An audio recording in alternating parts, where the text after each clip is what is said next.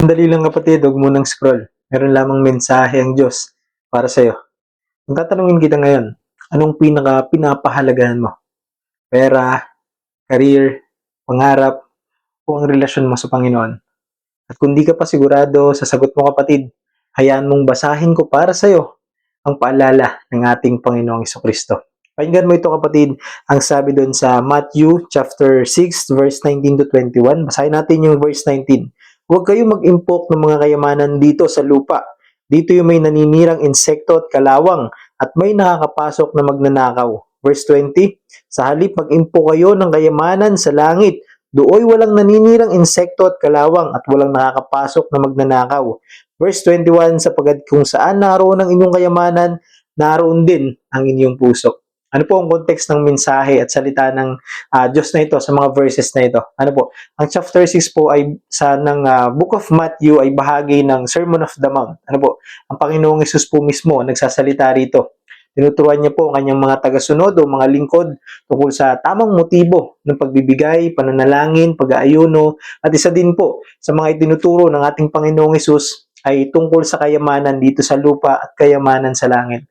Sa panahon nila, ang tinuturing pong mga kayamanan nila ay mga ginto, damit, ari-arian, katanyagan, at mga mamahaling gamit. Pero ang sabi po ng Panginoong Hesus, lahat ng ito ay temporary lamang. At yan po ang unang mensahe. Ano po, dun sa verse 19, na temporary lamang ang kayamanan dito sa lupa.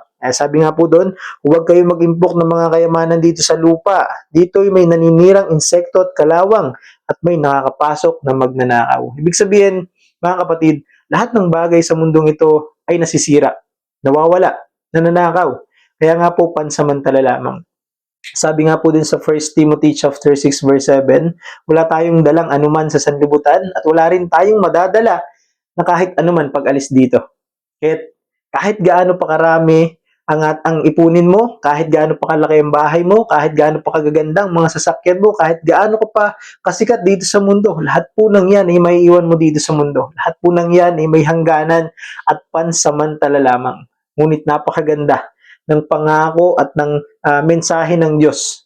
Ano po, dito sa verse 20, na meron pong kayamanang eternal. Sabi po dun sa verse 20, sa halip magimpo kayo ng kayamanan sa langit, dooy walang naninirang insekto at kalawang at walang nakakapasok na magnanakaw.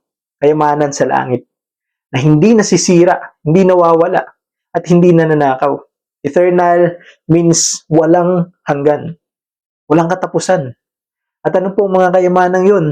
Ang pagsunod sa Diyos, paglilingkod sa Diyos, pamumuhay ayon sa salita ng Diyos, pamumuhay na may malinis na puso, tamang relasyon sa Diyos, at higit sa lahat ay ang kayamanan ng pag-ibig sa Diyos at sa iyong kapwa.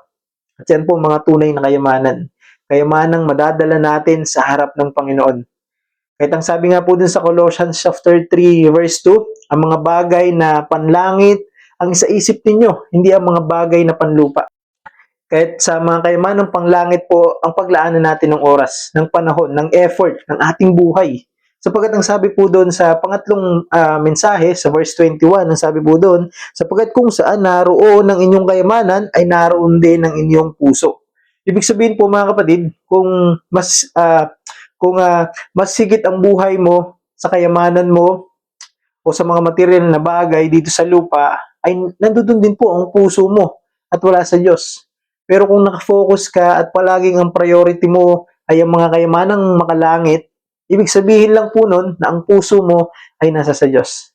Ano po, example po natin dito yung mayamang binata na lumapit sa Panginoong Hesus. Mabasa po natin yon sa Matthew chapter 19 verse 21 to 22. Nung tinanong niya po ang Panginoong Hesus kung ano ang dapat niyang gawin upang makamtan niya ang buhay na walang hanggan.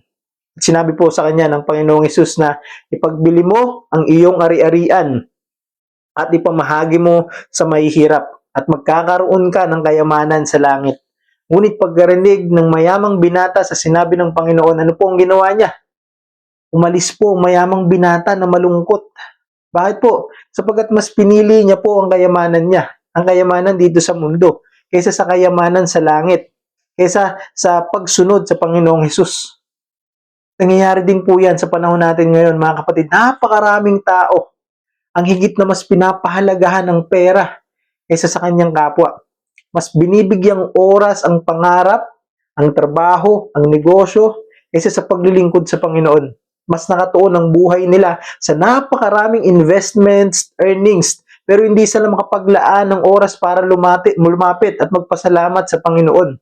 Again, mga kapatid, wala po akong sinasabi at lalong wala pong sinasabi ang salita ng Diyos na masama po ang pera o kayamanan. Ngunit nagiging masama na po ito kung dito na po umiikot ang buhay natin. Kung buong oras at buhay po natin ay nakalaan na lamang para sa mga material na bagay o sa kayamanan dito sa lupa. Dahil ibig sabihin lamang nga po na doon na rin po nakapako ang puso mo. At kung mas priority mo ang pera at kayamanan kaysa sa kalooban ng Panginoon, ay malinaw po kung nasaan ang kayamanan mo. Kayamanan po yan dito sa lupa at hindi po kayamanan sa langit. Mga kapatid, palagi po nating isipin na higit po sa kahit na anumang bagay dito sa mundo, ay ang ating Panginoong Hesus po ang ating pinakadakila at pinakamalaking kayamanan na nakamit at makakamit. Sabi po doon sa 2 Corinthians chapter 8 verse 9, hindi kaila sa inyo ang kagandahang loob ng ating Panginoong Jesucristo. Kahit na mayaman, naging mahirap siya upang mapayaman kayo sa pamamagitan ng kanyang pagiging mahirap. Sino po ang tinutukoy doon? Yung lahat po yun, mga kapatid. At sabi po doon, iniwan po ng ating Panginoong Hesus ang kanyang kaluwalhatian doon sa langit. Bumaba po siya rito para iligtas tayong lahat. At dahil po sa kanya, nagkaroon tayo ng buhay na walang hanggan. Nagkaroon tayo ng tunay na kayamanan sa langit. Kaya mga kapatid, ano po ang dapat nating maging tugon dito? Ibigay po natin ang ating buong puso, ang ating buong buhay sa Panginoong Jesucristo. Mag-invest tayo sa mga bagay na pang walang hanggan, mga kayamanang panglangit, sa pamamagitan ng paglilingkod, pagsunod, at pagmamahal sa Diyos at sa ating kapwa. Dahil sa huli, mga kapatid, hindi po natin madadala ang mga kayamanan natin dito sa lupa. Pero, madadala natin ang bunga ng buhay na mula sa ating Panginoong Jesucristo. Amen?